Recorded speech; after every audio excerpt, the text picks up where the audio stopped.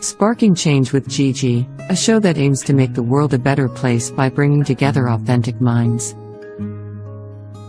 This show encourages each of us to be the change we wish to see in the world. Get ready to be inspired and join us on this journey to create a brighter future for all.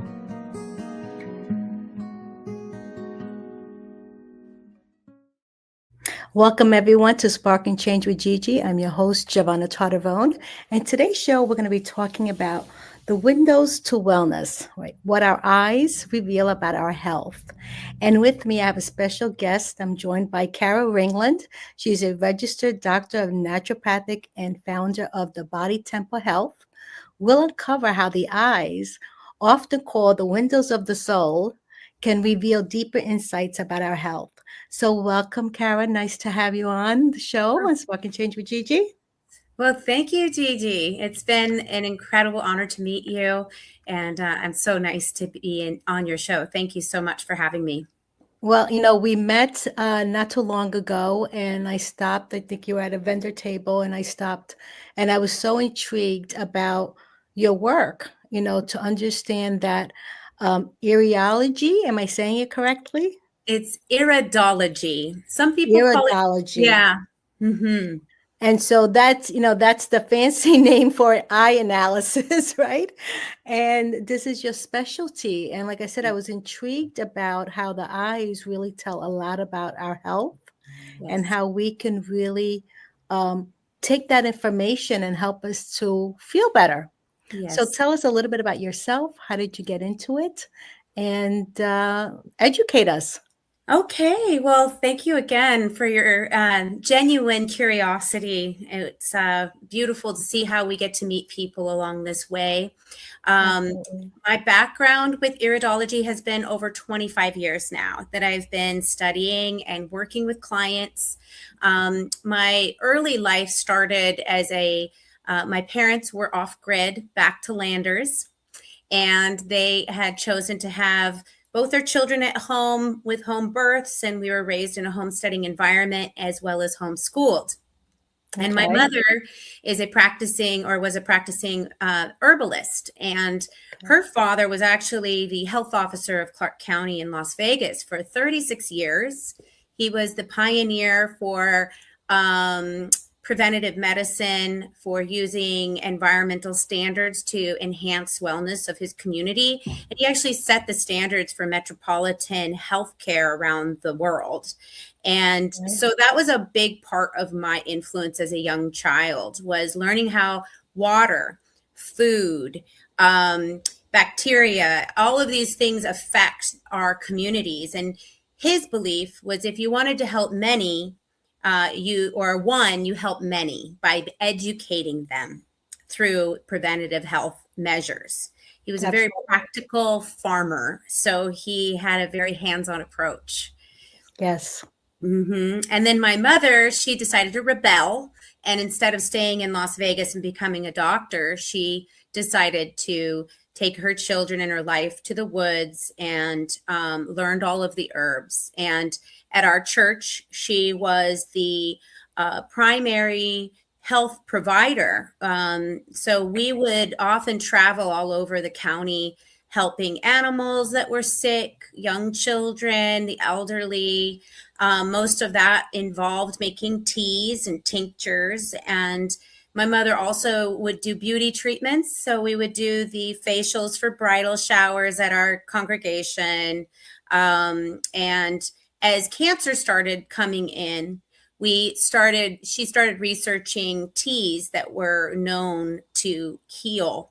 And we learned about Reen Case, which is the Essiac tea. And we would ride horses and go find all the herbs. So she taught me wild crafting, as well as how to prepare all of the different teas, tinctures, and decoctions.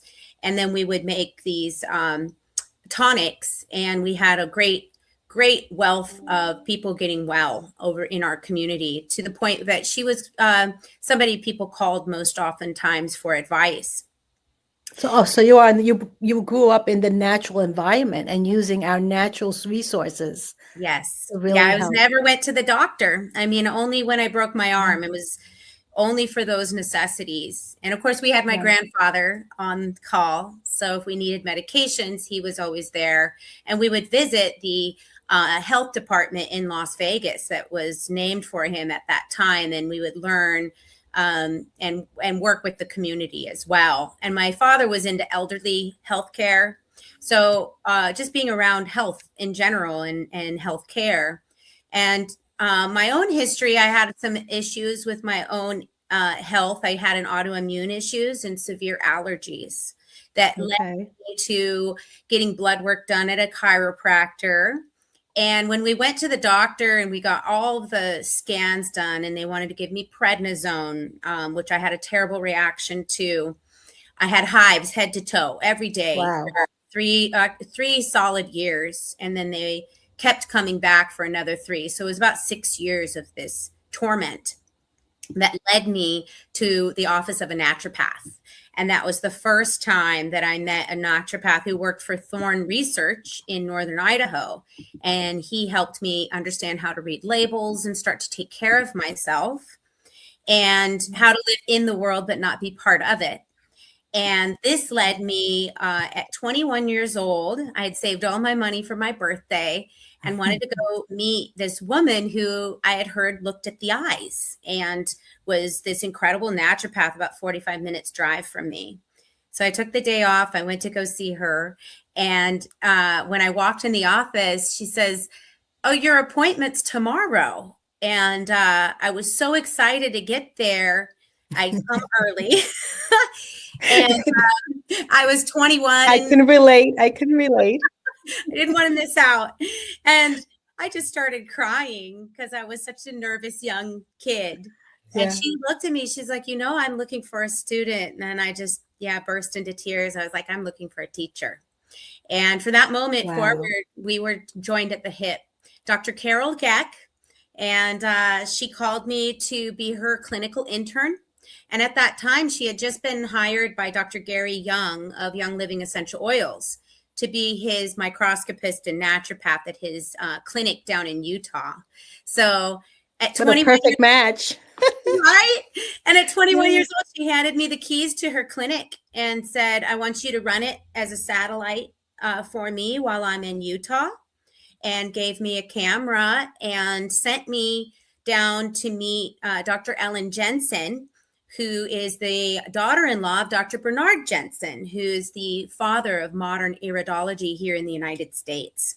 Okay. Wow. And so I got to do studying with her. I got all my certifications and then came back to work with Carol as an intern and run the satellite clinic. And this was an abundant year because about 3 months later, I found myself pregnant with my daughter. And the Lord just was like, "Okay, you can handle all of this. Let's keep going." And, it gets better, right? Yeah, it was an incredible journey. And it was amazing because Carol came back from her time in Utah about a month before I gave birth. And then we opened a full-scale clinic that had a chiropractor, an osteopath, massage therapist, colon hydrotherapist, and a network of allopathic physicians. And we were a sister clinic to Young Life Research Center down in Utah. So we worked with all kinds of technologies, and I was the primary technician who took all of the blood to do live and dry blood cell analysis, as well as all the photographs and the video of the eyes, including the sclera. So, and then I would help them create their health plans. And so it was an incredible experience of training. And I worked with her for almost 3 years in the clinical setting. And it sounds like you went right after you met your purpose, basically, at that time, right? Because you loved what you were doing and you grew from that. Can you describe what it is? Yes. So people can really understand at the end of like this analysis. Yes. So iridology, and some people call it iridology, but the Latin term is iridology. Now, if we think about it, they call it the rainbow halo. So that's what iris or iris means.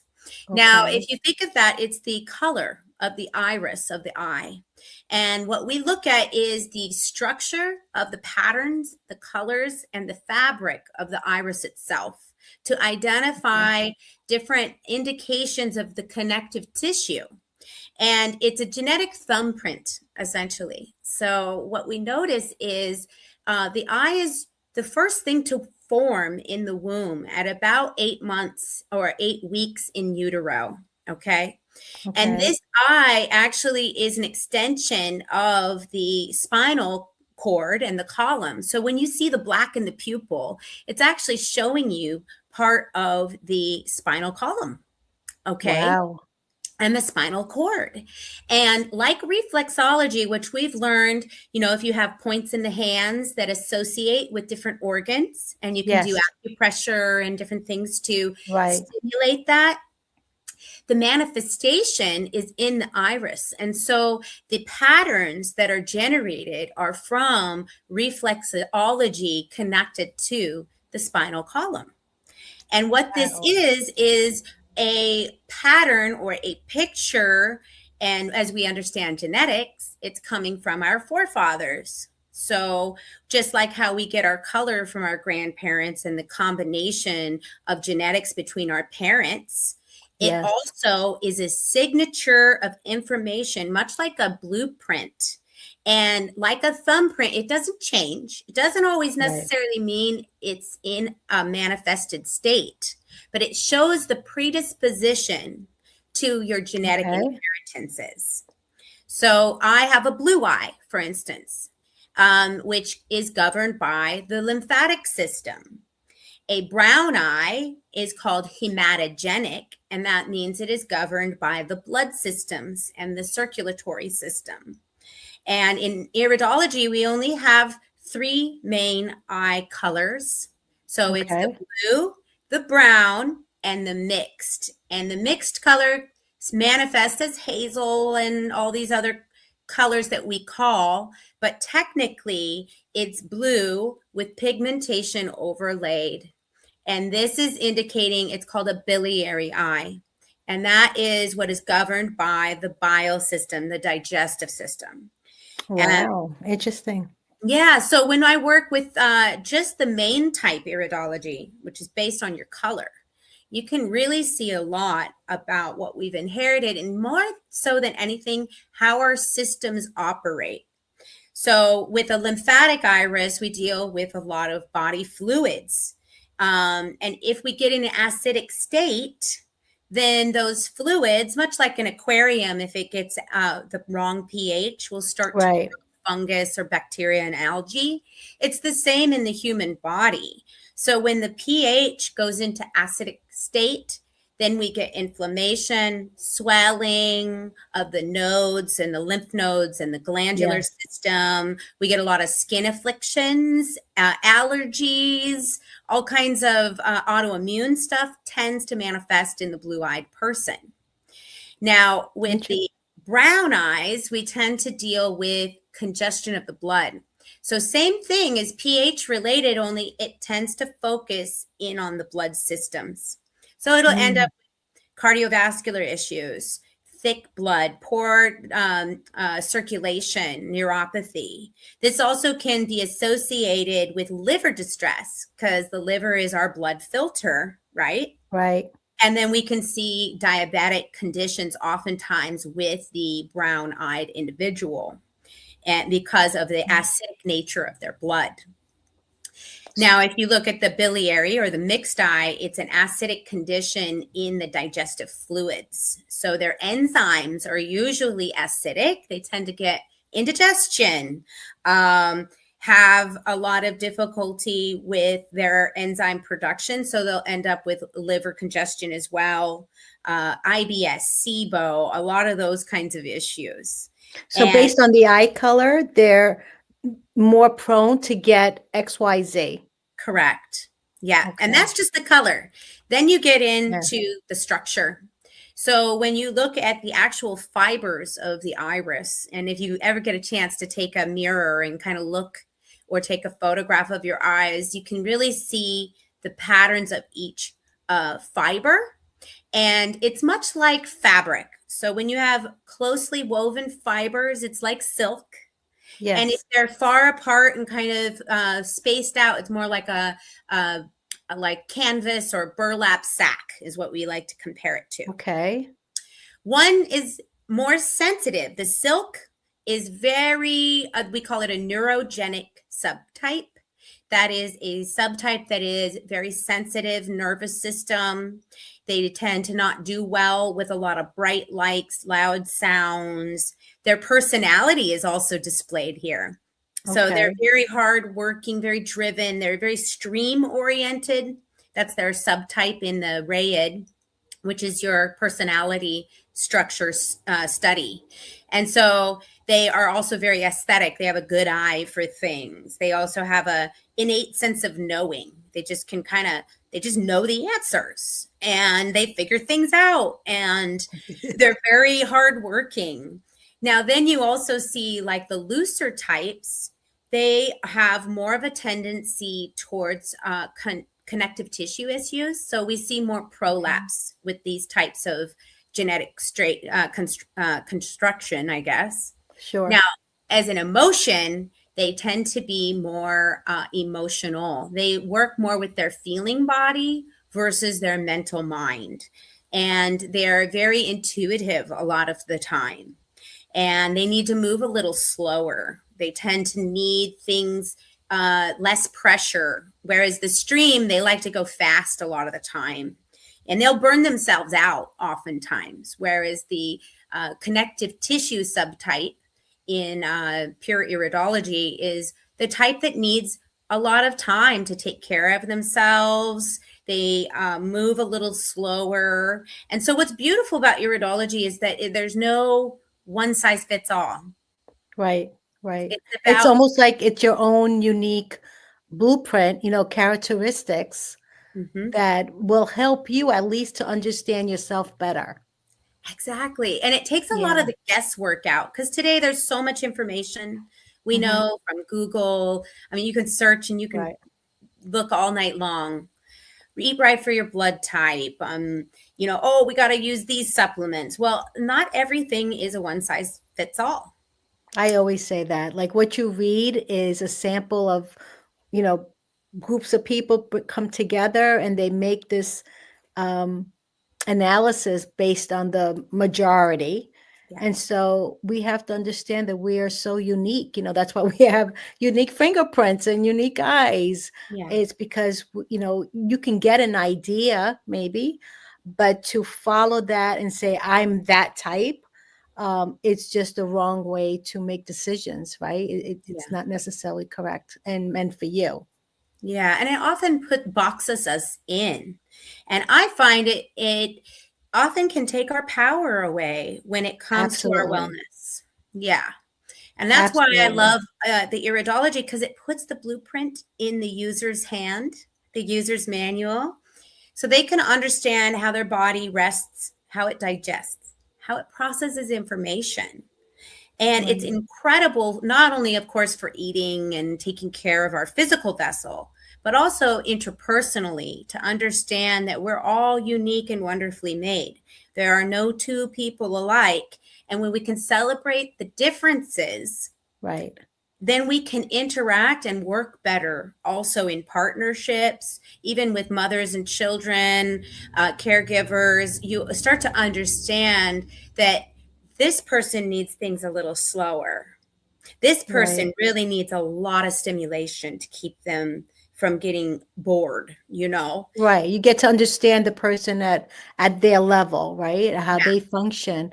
And then you become more compassionate, right, for that person and not say, oh, okay, they're short tempered and, just to understand their makeup yeah, and knowing that, okay, they may blow up 1 second, but in the next, give them 5 minutes, they'll be okay. yeah. It's just, this is their makeup. I Mhm. love that. I love to again be empowered, right? So that you can help someone overcome fear, stress, anxiety. So this information that we receive on a person can really, let's put myself on the teacher's role, right? Yes. If I had this information, kids They need to get their health screening, at the beginning of the year to make sure everything's good. Like this will be a perfect thing for a teacher to say, oh, they take a little longer to learn, Mhm. right? It's just such empowering information that can help, you know, Yes. any individual for sure, and Well, child. and what we really discover is that mental imbalance, digestive issues, it's all coming from one root, which is inflammation, right? Right. And that's usually caused either from a deficiency or from an excess. And we look at the pH on everything Mhm. because we're primarily 70% water, right? Of course. So if we don't have our pH proper, then it's much like I use the aquarium as that analysis or analogy, because then we start to grow the algae in the body, which is the fungus or the candida, right? There's Right. different things that'll move in and live in those environments. And that inflammation will also create swelling. So, a lot of the mental health stuff I'm seeing is also due to a nervous system that has overstimulated, right? Right. Because we have a modern world, we have a Of lot of course. stimulation. And if we look at the nervous system, we can actually give the building blocks for our nutrition. So we're not in a state of deficiency or an excess. And we keep the body purified through detoxification practices so that we're less susceptible to stress, to pain, to digestive. You just took the ideas right out of my head. So I was going to say, what role does a detoxification and nutrition play in restoring, the balance? Yes. Well, I look at it as like clearing the corrosion on the battery cable, on your electrical system, your actual nervous system. You're repairing, and especially in our world of today, we're so stimulated and overstimulated. A lot of the heavy metals in the body, if you think of metal, it's conductive, right? Sure. So we're actually it's almost like an electrocution going on in the human body with too much activity going on. And then you also, of course, have digestive issues. And as we Mm. know, the villi in the small intestine are much like roots for our physical vessel. And in my book, I refer to Awaken and Become a Tree of Life, because each of us are, there it is. Oh, I'm See, so I happy. have it. I But have you look that at those beautiful and the roots. workbook. Yes. And those We roots. will talk on this. I definitely want to hear more about the book. Okay, wonderful. Thank you. And the roots, as you can see, the deeper and the more vigorous root growth is, the stronger and more vibrant a living tree is. And it's the same Right. with the human body. And if our digestive system is having difficulty, or if those roots are coated in mucus or heavy metals or inflammation, they're not going to absorb the nutrition that we need. And that And they're not going constant to function hunger. correctly either. Exactly. And a lot of Yeah. us are just addicted to taste, to the crunching, to all of these excitotoxins we talk about. Yes. So remembering to eat simple, to be meditative when we consume food, because everything, what touches our mouth and what comes out of our mouth will affect our lives more than any ideology. It's coming into presence. Of And course. yeah, so I really love how detoxification brings us into a state of present awareness, because we're taking away the things that we know really aren't serving us. And then we're Right. adding in the things that do. And so I look at cleansing as much like taking that aquarium and you're Yeah. scrubbing it, right? So that all that algae comes off the side, and then putting in clean water, adding supplements, doing all the good food and everything. It's a wonderful thing. But if you're just putting clean water into a dirty tank, it's going to take a lot longer for that tank to get well. So we want to catalyze our wellness. And especially if we're in states of inflammation, distress, pain, we need to help ourselves along a little ways and take out those things that don't serve us. What's your perspective on fasting to help with the detoxification? I think that fasting, one, gives us a great break. And they say after 3 days of fasting, your cells will regenerate, right? Mhm. And they've been learning that you can starve tumors by fasting, for instance.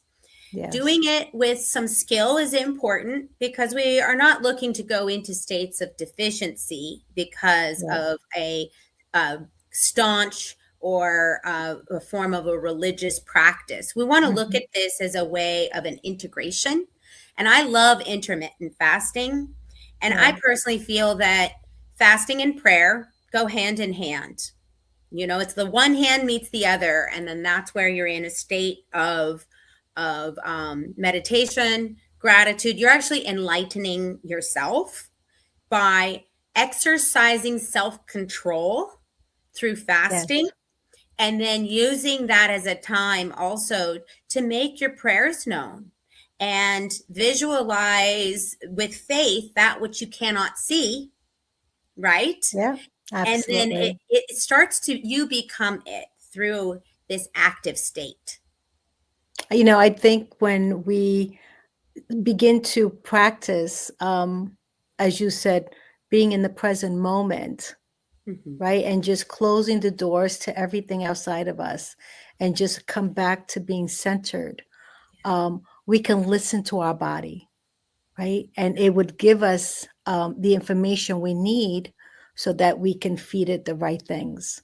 Sometimes when we are under stress, anxiety, and we're worried and the mind is going 100 miles an hour, we're lost. We're absolutely lost. And when we want peace, it really starts with us. Yeah. And, getting into prayer meditation is a beautiful way, to approach our health and taking charge of the healing, because the body has healing to do every day. Yes. It's got work to do, and it does it automatically, but sometimes it works 10 times harder Mm. to do its job because we're not in that state of peace, Yeah. And alignment right? with our divine design. You know, it's Yes. like Jethro Kloss wrote the book Back to Eden so many years ago on health and the concept that we've been inundated by this modern world. And whether Yes. it's through progress, we've also been exposed to a lot of toxicity. And so bringing ourselves into this awareness, and I find it like a meditation. And that's why I named my clinic Body Temple Health, because we are the body temple. And I was shown the idea, like when we used to have temple life, there were priests and priestesses who would attend the altar, care for the temple. And I started thinking, well, what would be the primary job of a priest or a priestess while they were caring for a temple? Most of it's sweeping it and cleaning it and bringing in beautiful flowers and making it a sacred space. And so Right. it was laid upon my heart that this steward is much like our own will within our own body temple. And that in order to bring the soul or the spirit of God into the body temple to take up residence, one must cleanse it and purify it and prepare it as a sacred space. And then Yes. when we bring that in through our actions and our words and our deeds that come into alignment, so that it's a pillar of consciousness versus a crooked way of being where you're Right. doing things that you know you shouldn't, right? Then you Yes. come into alignment with God, when the divine plan for your life. And that's Right. when the light streams in. And even the scripture in Matthew that talks about the eyes, let thine eye be full of light. Let Yes. thine eye be single. So I look at that and I see how you can see the light of vitality in someone's eyes. You can see the light of joy. Yes. You can Oh, see sorrow. absolutely. Yeah, it is really the window to your soul, your wellness. And you can look and like a mother can tell when a child has a fever instantly just by the look in Correct. their eyes. Yeah. And And so, sometimes, I'm sorry, go ahead. no, don't, no, keep going. I'd like to hear. I love, we say sometimes people don't like to look in the mirror and look straight into their eyes. I just had a show not too long ago with a gentleman who, has created the real mirror, the true mirror, because the mirror that we look into today that we have, it's actually a reverse of us. So I when you saw look a in the study on that. Yeah. Yeah, so he created, he's the inventor of the true mirror. And when you look in that mirror and you look at your eyes, you will see that window to your soul, and I did the event not too long ago, and he was there as a vendor, and people were just amazed how they saw the difference between a regular mirror and this mirror. And I truly believe that when we connect to the soul, right, by looking in this mirror, we have more compassion for ourselves. Yeah. We see ourselves differently. We don't see all the bad things that, or we're not worthy to receive the best, or who do we think we are? Like all this negative talk.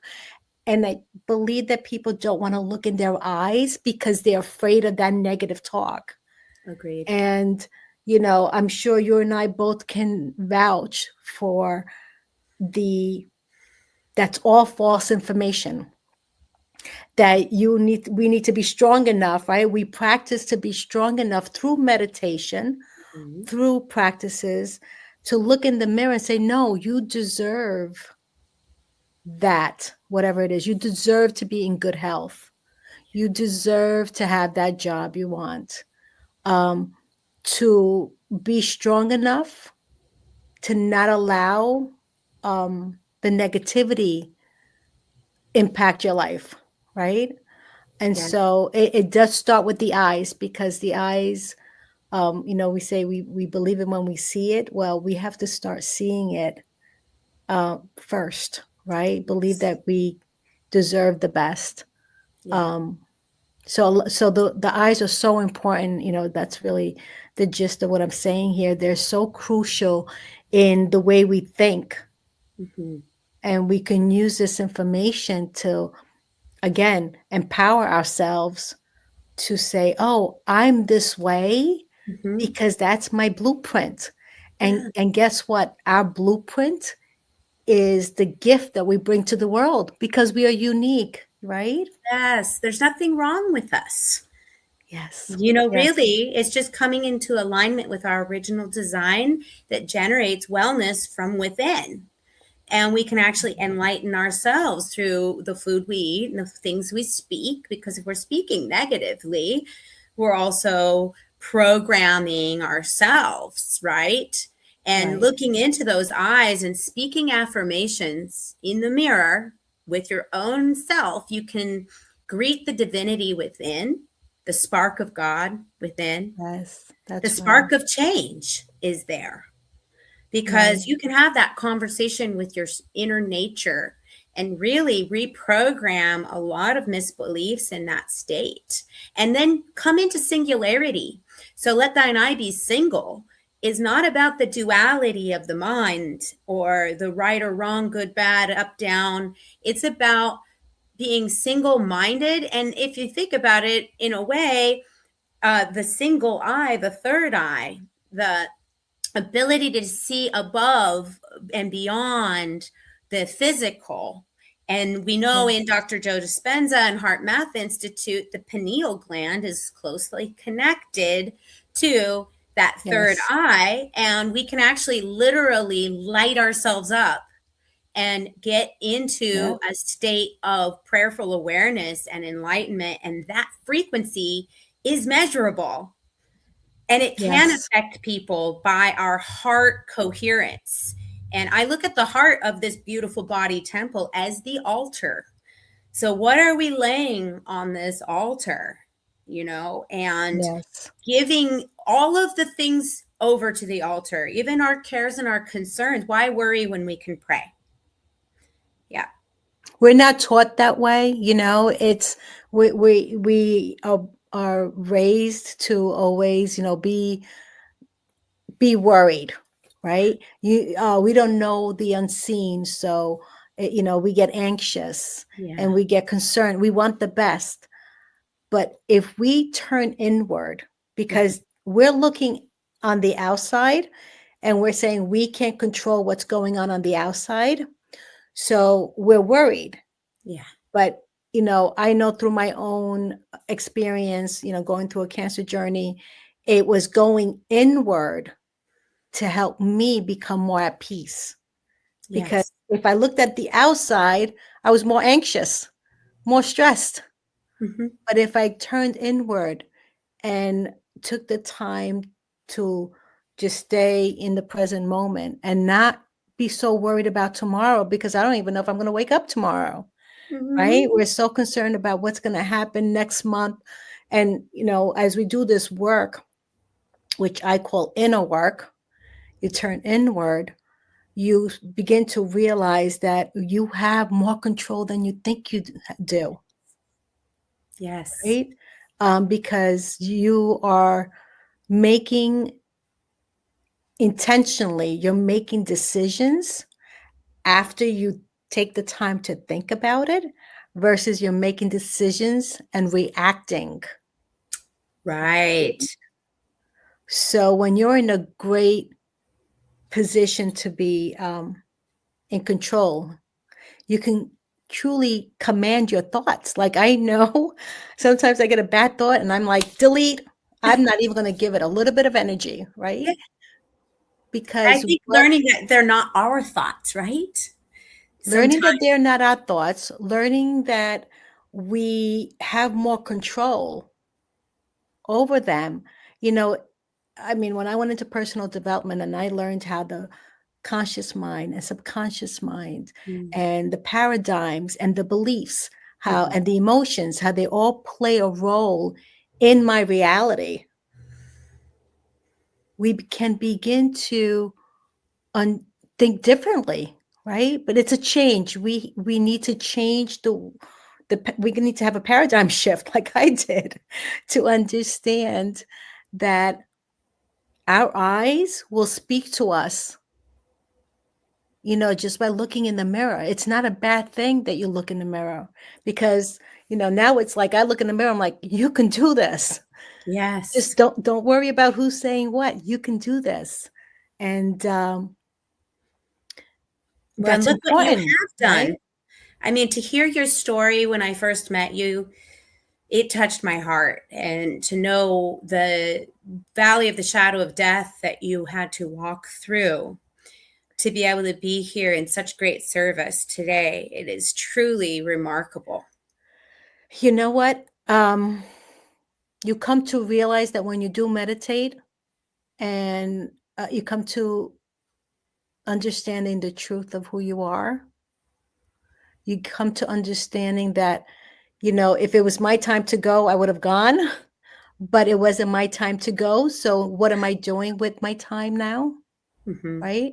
And so you become the beacon of light for others, Yes. because you can show, I've been there. I know what it's like, and you can make it too. Absolutely. So that's kind of like what you and I do, right? Because we went through a lot, and we come to realize that we have a greater purpose. Yes. And everyone has seasons, right? And they come and they go. So, but to have faith in the unseen is probably the biggest gift Yeah. that we come to believe, because it's not we're trained to, like, we see it when we believe it. And Yes. so I've taken steps, you know just believing in it, Mm. believing that God has a bigger purpose for me. Yes. And I will tell you, having my own TV show was not on my resume. It's a I miracle, hey? That's it. And that's what happens when you start to believing in the unseen. there are miracles, miraculous miracles that do happen, because it's almost like, okay, now you're trusting that there's a bigger force in charge. We call it God, you may call it Allah, Buddha, whatever it is you want to call it. But the universe, infinite intelligence, there's something greater than us Mm-hmm. that is helping us move forward in life. Yeah. And so, you know, going inward and taking care of yourself and following your intuition, your gut, Mm-hmm. right? Understanding your makeup, your characteristics through, eye analysis. These are all tools that can help us on this journey on earth that is only temporary. Yeah. Right? It is temporary. But can you share us a story about maybe a client who went through this process and Yes. how it helped her? Well, I have one client in particular who comes to mind. She was one of the, kind of the anchor, because it was amid COVID, and I'm a practicing massage therapist and an instructor of Thai massage in particular, and I had this beautiful studio. Well, then the world stopped, and I found myself remembering and reminding myself, oh, you have all these other skills. I'd become comfortable with what was easy, which was just booking the appointments for the massage. Well, I met this woman at the gym, and she started telling me what was going on for her. And I realized, oh, I can help her. So we sat down, and, I'd helped all my clients, but I hadn't done big consultations in a long time. And we looked at her eyes, and I saw that she had extreme inflammation, pain in her back, and what appeared to be breast congestion. So I expressed that she probably needed to go to the allopathic physician, do follow-up care, get all of her blood work done, and do some imaging.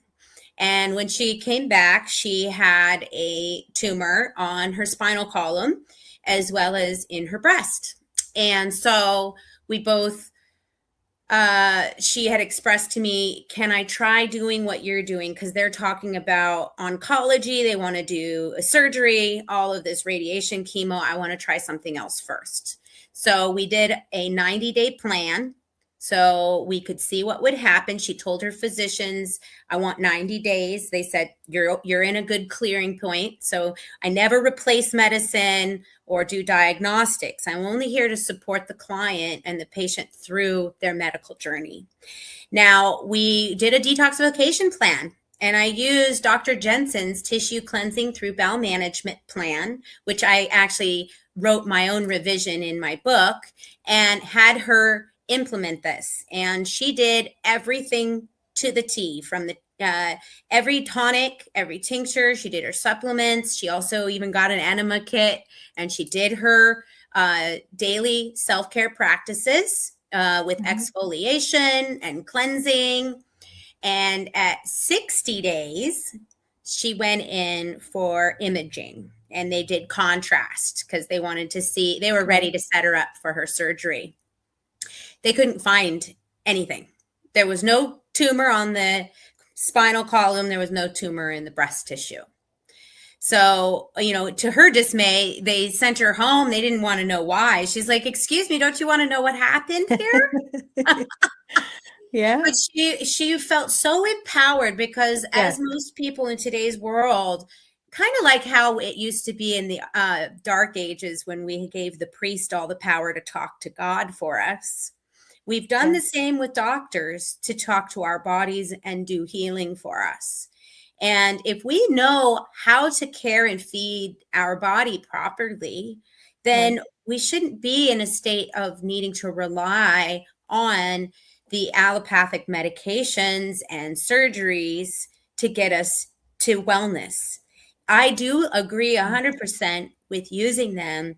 And I mean, I myself have had surgery. I've got a number of people who have worked with, and I like to work with their allopathic community. So we do a hybrid. And now I'm working with USC stem cell researcher, Dr. Berkowitz, and we're working with all kinds of treatments to help people alongside of cleansing and healing Okay. the trauma of the mind and the body, and working with faith and with prayer, because even with the perfect ingredients, with the right Mhm. situation, if the person hasn't accepted it and wanted to integrate it into their health plan and into their mind, it won't take.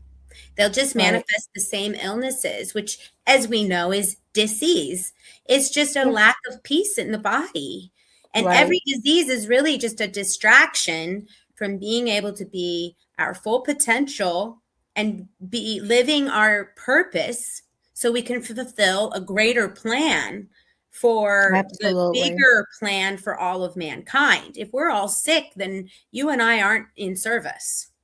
Absolutely. And this is the part about healing that, the component I think we're missing is the spiritual part, Yeah. right? It's we can do the physical, we understand the mental, we understand the spiritual part is, body, mind, and soul. Yes. It's all three make up the whole vessel, the whole Yes. human being. So a lot of it, and again, I go back to the cancer journey. It's like, yeah, we can take care of the cancer. We can, the body can heal itself, right? But Yeah. then what do you do with the spiritual part? How can we ignore that part? That part comes first. It's Before number anything, one. actually, before the body was created, the temple was created, the spiritual part was created, right? Yeah. Well, and you look at So like AA, where they talk about addictions, they call it a spiritual malady. And you can see people who might remove the chemical addiction, but they're still an addict of their emotions. And like Dr. Joe Dispenza talks about, the cocktail of hormones that we consume when we are in different emotional states. So we're actually addicted absolutely. to anger. We're addicted to pain and sadness and victimhood. And so when we start to heal, we remove those stimulations or the substances and the toxicity, but you have to put Yes. something in its place. Otherwise, it's a Yeah. vacuum that's going to suck in all those negative things again. All over again. So let's talk about your book. We have a few more minutes Yes. left. Tell Okay. us about your book. I know you have a workbook and Mhm. the small book that you wrote. Yeah. Well, Tell this us book about it. is a very special labor of love. Hmm. Um, I was at a women's conference with Dr. Gwendolyn Bradley, who's one of the intercessors for the National Day of Prayer. And Hmm. she assigned the task to write the book while I was speaking. She stood up and said, "You're going to write a book." And I was standing next to who is now my writing mentor and co-author, Dr. Christine Maxwell. Her and I had sat together at an iridology class and at Dr. Jensen's house. And at that moment, we were connected. And a year and a half later, we were given this assignment to write the book together. And we wrote it in 9 months. It was kind of like a birthing a child. Hmm. And we brought it to the women's conference last spring in 24, and just had such a resounding response, because after studying a lot of these books like Jethro Kloss and Dr. Bernard Jensen's books, which were written at the turn of the century, the language, it can take a lot to glean the nuggets of truth in Yes. those writings. And so we condensed it. And she worked with Dr. Sebi, and she also worked with Hippocrates Institute and the Ann Wigmore Foundation and Brian Clement. And so and I have extensive work with, of course, Gary Young and Dr. Stanley Burroughs and his Hmm. theories on the master cleanser. And so we brought them all together and kind of condensed it down to be the essence. So it's simple to read. The workbook has more of the recipes in there and charts for easy reference. And Yes, I it's love also it. a beautiful journal to help you understand, well, how much water am I Yes. drinking? Yeah. Yes. And there's the Love it. iridology Love chart. it. Love Yeah. it. I highly recommend it. Absolutely. And talking about water, right? Here we Yes. go. Storing water. So Yes. beautiful. Highly recommend it. They're on Amazon, right? They can purchase it on Yes. Amazon. You can find them on Amazon. And this, So beautiful. for this next 3 months, the sales that go from Amazon. I am giving as a donation to Dr. Christine Maxwell. She has the Kingdom Research Center, and they're actually, or Resource Center, and they're doing a whole lot of beautiful work in Africa. They have opened a birthing center there and an orphanage and a health clinic there. And so we want to support the education of wellness around the world. Absolutely. Kudos for that. Absolutely. So how can people get a hold of you if they'd love to do an eye analysis? Yeah, you can find me at bodytemplehealth.com. It has all of the details to reach out to me. And I do take clients, and I have a method where I would walk you through how to take your own eye photos with your own smartphone nowadays with technology. I used to have a 35 millimeter camera, so it's amazing to see that we can help people all around the world. And the idea with the book is we're cultivating trees of life within ourselves. But as we know, where there are many trees of life, that becomes a forest. And then a forest becomes a community. And I see us as living communities where we are supporting each other. We're creating a beautiful environment for all life to live. Yeah. Absolutely. And I always say our body is a living community itself, right? So when we are living harmoniously, the body is living harmoniously, then we can enjoy some peace and freedom, right? And isn't that what it's about? It is. It is. So thank you so much, Cara, for joining us. I mean, this was absolutely wonderful. Something new. You know, people are not aware of this work that you do. And so I want to thank you so much for bringing it out to the world. And I wish you all the best. Thank you, everyone, for joining me on Spark and Change with Gigi. Until next time, I'm your host, Giovanna Tartarone. Thank you so much. Bye-bye, everyone. Thank you. Bye-bye. Thank you for joining me on Sparking Change with Gigi. I hope that our episode today has ignited a spark within you to create positive change in your own life and in the world around you. To learn more about how you can become a guest or supporter, head over to sparkingchangenow.com. If you enjoyed today's episode, please consider subscribing, sharing, and leaving a review. Your feedback is incredibly valuable to me, and it helps me to continue producing content that sparks change in each of us and the world. You can find us on various platforms, including Google Play Store, Apple App Store, YouTube, Facebook, Roku, Android TV, Apple TV, and Amazon Fire.